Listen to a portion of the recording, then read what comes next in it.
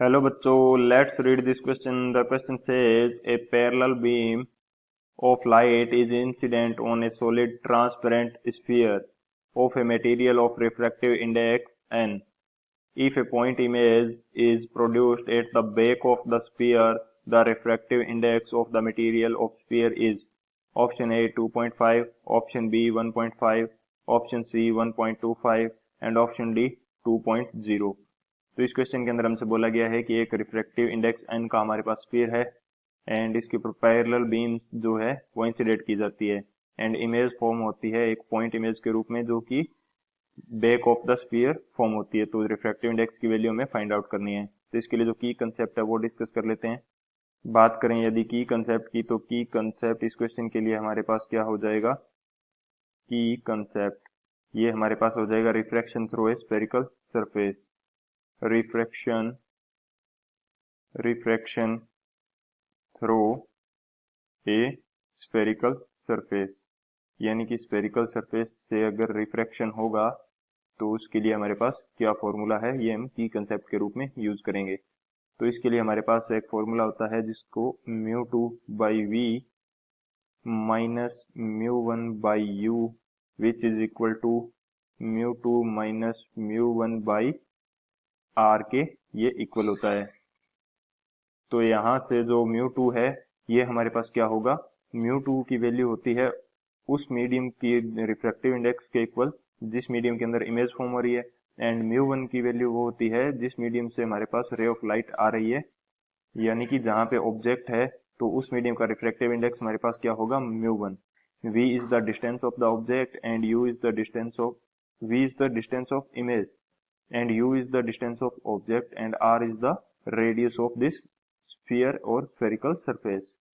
तो इसकी कंसेप्ट की हेल्प से हम लोग इस क्वेश्चन को करते हैं सोल्व। बात करें यदि सॉल्यूशन की, तो सॉल्यूशन हमारे पास क्या होगा, सॉल्यूशन ये हम देखते हैं हमें दिया है एक ट्रांसपेरेंट स्फीयर। तो यदि मैं यहाँ पे कोई स्फीयर बनाना चाहूँ तो ये इस प्रकार से मेरे पास कोई स्फीयर होगा। इसको फिर से बनाते हैं। तो यहाँ पे कुछ इस प्रकार से हमारे पास क्या है स्फीयर एंड इसके लिए यदि मैं प्रिंसिपल एक्सिस बनाना चाहूं तो ये मेरे पास क्या हो जाएगी, प्रिंसिपल एक्सिस। अब हमें बोला है कि इसके ऊपर पैरेलल लाइट बीम है इंसिडेंट होती है।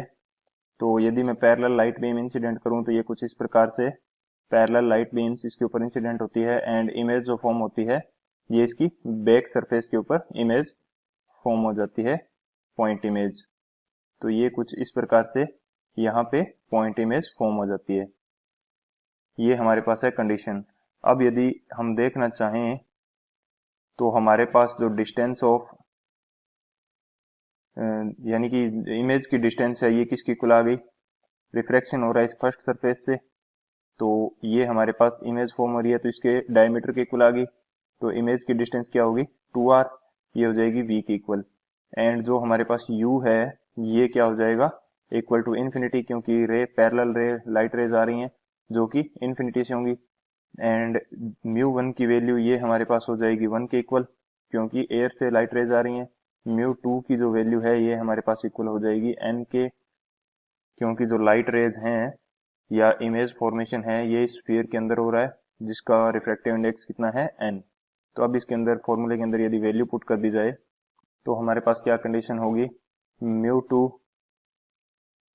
टू बाई वी की वैल्यू हमारे पास क्या है 2r के इक्वल एंड इसको पॉजिटिव ही लेंगे।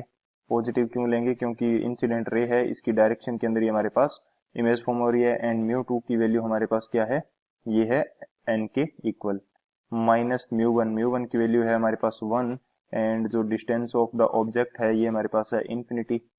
Mu two n minus one, mu one ये हो गया 1 एंड r की वैल्यू हमारे पास है क्या r, इसको भी पॉजिटिव लेंगे क्योंकि जो लाइट की रे की डायरेक्शन है उसी के डायरेक्शन में हम इसको मेजर कर रहे हैं। तो ये हमारे पास वैल्यू क्या आ जाएगी, n which is equal to 2r and minus ये हमारे पास वैल्यू हो जाएगी 0 के equal n minus one into r, यानी कि n डिवाइडेड बाई 2r, ये हमारे पास इक्वल आएगा n minus one divided by r के। तो यहाँ से r कैंसिल हो जाएगा। फाइनली मेरे पास क्या इक्वेशन होगी, n which is equal to 2n minus 2 के इक्वल। तो यहाँ से n की वैल्यू मेरे पास क्या आ जाएगी, 2। तो अब यदि बात की जाए ऑप्शंस की, तो कौन सा ऑप्शन हमारे पास करेक्ट हो जाएगा? जो ऑप्शन डी ऑप्शन है 2, ये हमारे पास हो जाएगा correct. So option D is the final answer. I hope you understood it well. Best of luck. Thank you.